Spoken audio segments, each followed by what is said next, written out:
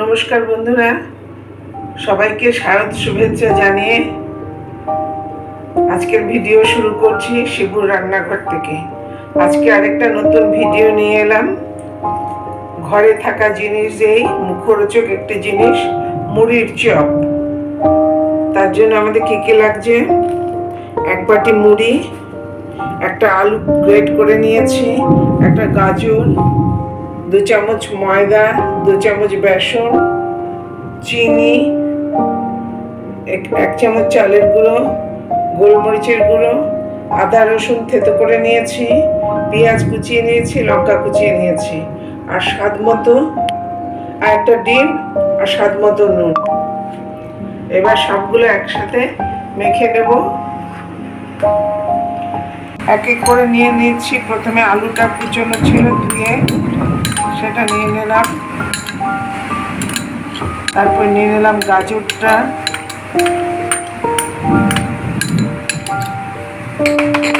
তারপর কাঁচা লঙ্কা আর পেঁয়াজ,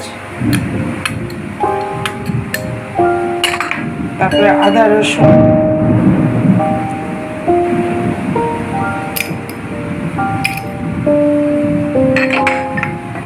গোলমরিচের গুঁড়ো 1/2 চামচ,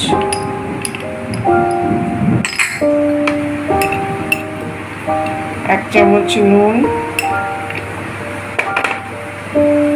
1 চামচ চিনি,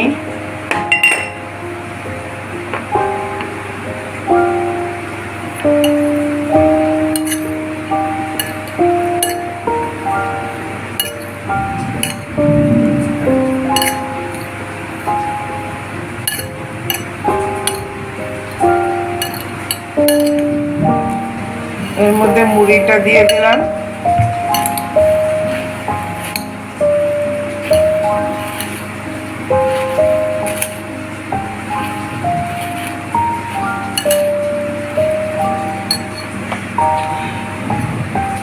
বেসনটা দিয়ে দিলাম,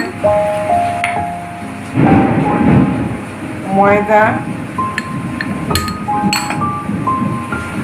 চালের গুঁড়ো।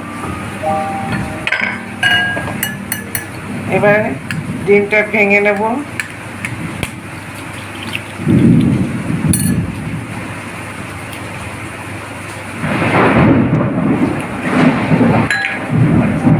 সব একসাথে মেখে নেব।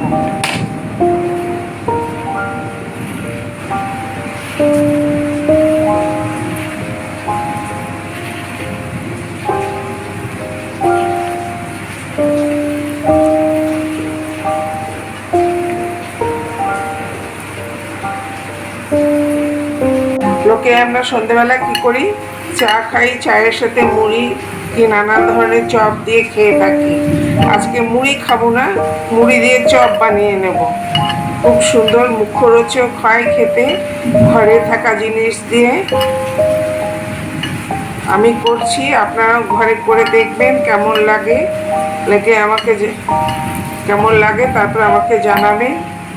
এবার মেখে নিলাম, কড়া বসিয়ে দিলাম, দিয়ে পরিমাণ মতন রিফাইন্ড অয়েল দিয়ে দিলাম।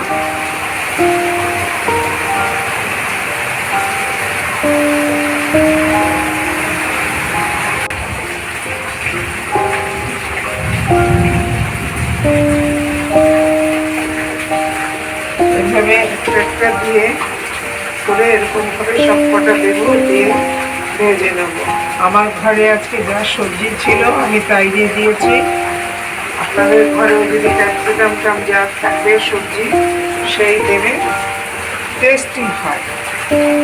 বাঁধা ধরা কোনো নিয়ম নেই যে কী কী সবজি দিতে হবে।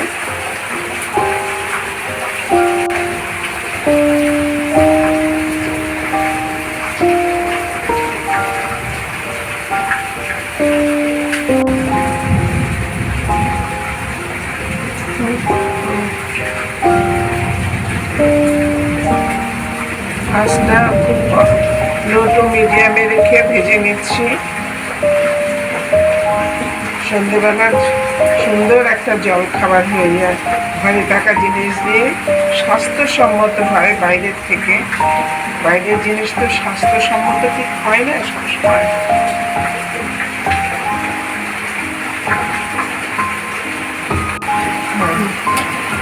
আর একটু লাল হবে, একটু গোল্ডেন কালার এসছে, আর একটু কড়া রং হবে।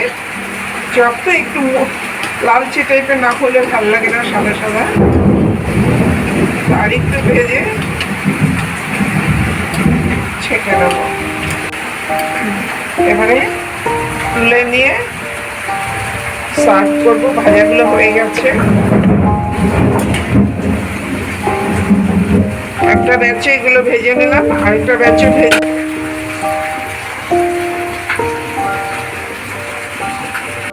হয়ে গেল আমাদের সন্ধ্যাবেলা চা জল খাওয়ার সাথে মুড়ির চপ আর স্যালাড।